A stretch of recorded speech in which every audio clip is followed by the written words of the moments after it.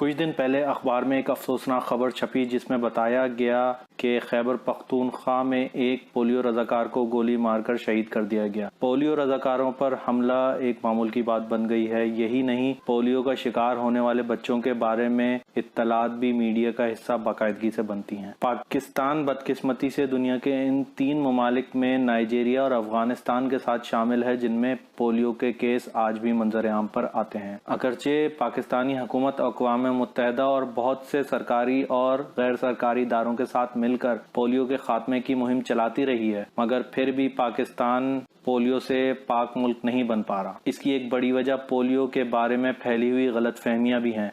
इन गलतफहमियों को बढ़ावा देने में साजिशी नजरियात का बहुत अमल दखल रहा है। नतीजतन इस बीमारी की वजह से न सिर्फ माजूर अफराद की तादाद में इजाफा होता है बल्कि पाकिस्तान के शहरियों पर सफरी पाबंदियां लगने का भी अंदेशा है। पोलियो माइलाइटिस, जिसको मुख्तसरन पोलियो कहा जाता है, एक हलाकत खेज मफलूज कर देने वाली बीमारी है जो मुतादी भी है, यानी छूत से फैलती है। इस बीमारी का वायरस अपने शिकार के दिमाग और हराम मग़ज़ को मुतासिर करके इसको जुज़वी या मुकम्मल माजूर बना देता है। ये मर्ज़ 5 साल से कम उम्र बच्चों को खुसूसी तौर पर निशाना बनाता है। एक अंदाजे के मुताबिक पोलियो के हर 200 में से एक शिकार को मुकम्मल जिस्मानी माजूरी का सामना करना पड़ता है। यहाँ तक कि इस मर्ज में मरीज की मौत भी हो सकती है। बीमारी का फैलाव इस बात पर मुनहसर है कि वायरस ने कितने असाबी खुलिये या नर्व सेल तबाह कर दिए हैं। पोलियो एक कदीम बीमारी है। इसका सुराग मिस्र से मिलने वाली ज़माना कदीम की तख्तियों में भी मिला है। पोलियो की पहली वबा जिसका रिकॉर्ड दस्तयाब है 1894 में अमेरिका की रियासत वर्मोंट में फैली, जिसमें 18 लोग हलाक और 132 मुस्तकिल माजूर हुए। ये बीमारी 20वीं सदी में अमेरिका और यूरोप में वबा की सूरत-ए-हाल इख्तियार कर गई थी। सिर्फ 1916 में अमेरिका में 2000 से ज़ायद अमवात पोलियो से हुई। 1940 में वहाँ पोलियो के 10,000 केसेस रिपोर्ट हुए जो 1955 में 50,000 से भी बढ़ गए। ऐसा नहीं था कि पोलियो की वबा पर काबू पाने की कोशिशें नहीं हो रही थी। 1929 में मफलूज मरीजों जिनके लिए सीने के पट्टों में फालिज के बायस सांस लेना दूभर था, एक मशीन इजाद हुई जिसको आयरन लंग या आहिनी फेफड़े कहा जाता है। इस इजाद ने पोलियो के नए माजूरों की जिंदगी को बेहतर बनाया, लेकिन असल कामयाबी 1953 में मिली जब डॉक्टर जोनास सिल्क ने पहली पुरअसर पोलियो वैक्सीन बनाने में कामयाबी हासिल की।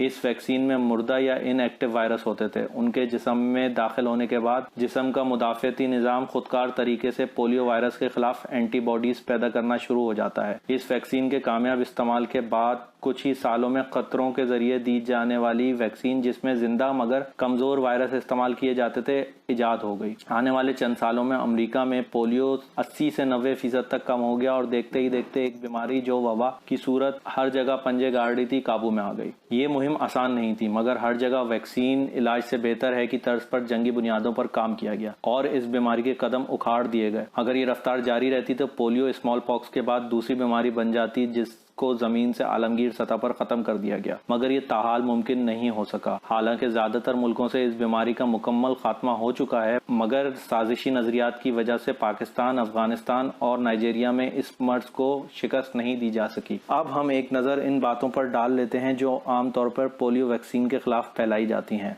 नंबर 1, अमेरिका, यूरोप और अक़वाम मुत्तहिदा दूसरी बीमारियों के बजाय सिर्फ इस बीमारी को क्यों खत्म करना चाह रहे हैं? इसका आसान जवाब यह है कि इस बीमारी को खत्म करना आसान है, क्योंकि न सिर्फ इसकी कामयाब वैक्सीन दस्तयाब है बल्कि ये ज़्यादातर मुल्कों से ख़त्म भी हो चुकी है। दूसरा, इस मुहिम के अखराजात इस बीमारी से मुतासर होने वालों की देखभाल के अखराजात से बहुत कम हैं। 1955 से लेकर 2015 तक इस वैक्सीन के इस्तेमाल से सिर्फ अमेरिका में 11 लाख लोग इस बीमारी का शिकार होने से बचे, जिनमें से 1,60,000 की मौत हो जाती। इस दौरानिये में अमेरिका ने $35 बिलियन के अखराजात किए, जबकि इसी दौर में दवाओं और पोलियो के मरीजों पर अखराजात की मद में $215 अरब की बचत की। एक और एतराज ये किया जाता है कि पहले जमाने में पोलियो का एक इंजेक्शन ही लगता था, अब मुतादिद बार कतरों के जरिए साल में कई बार बच्चों को पिलाया जाता है। इंजेक्शन से लगने वाली वैक्सीन बच्चे को पोलियो वायरस से तो बचा लेती है, मगर ये गट इम्यूनिटी या पेट के अंदर वायरस से नहीं बचाती। एक ऐसा बच्चा जिसको पोलियो की वैक्सीन करवाई जा चुकी है, अगर पोलियो के वायरस किसी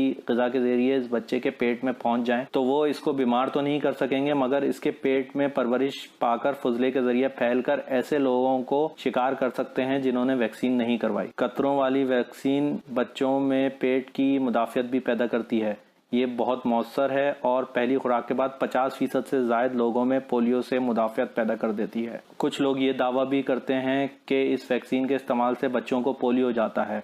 इस बात का इम्कान हो सकता है, मगर लाखों में से कुछ बच्चों में जिनके जिस्मानी मुदाफ़ियती निज़ाम पहले से ही कमज़ोर हों और उनके आस पड़ोस में भी पोलियो वायरस की वैक्सीनेशन ना हुई हो। एक दूसरा मज़ाक़खेज़ एतराज़ इन वैक्सीन पर यह किया जाता है कि इनकी तैयारी में बंदर और सूर जैसे जानवरों का DNA इस्तेमाल होता है। इस बारे में ये जानना ज़रूरी है कि तकरीबन तमाम अद्वियात की तैयारी और दरियाफ्त में जानवरों पर तजर्बात किए जाते हैं। पोलियो वैक्सीन के केस में इस बीमारी के वायरस को पहले किसी जानवर में दाखिल कर इसकी अफजाइश करवाई जाती है और फिर इसकी वैक्सीन बनाई जाती है। अगर जानवरों को अद्विया साजी में शामिल ना किया जाए तो दूसरा रास्ता इंसानी इस्तेमाल का बचता है, जो काफ़ी मुश्किल है। इसके अलावा पोलियो वैक्सीन को तमाम मकातिब फ़िक्र के पाकिस्तानी और गैर मुल्की जय्यद उलमा ने भी इस्तेमाल के लिए जायज़ करार दिया है। एक और साजिशी नज़रिया ये फैलाया जाता है कि इस वैक्सीन के इस्तेमाल से बेऔलादी बढ़ रही है, जो कि एक गलत बात है, क्योंकि दर्जनों मुसलमान ममालिक जिनमें तुर्की, मलेशिया, सऊदी अरब और ईरान शामिल हैं, पोलियो का मर्ज ख़त्म हो चुका है और इनकी आबादी में भी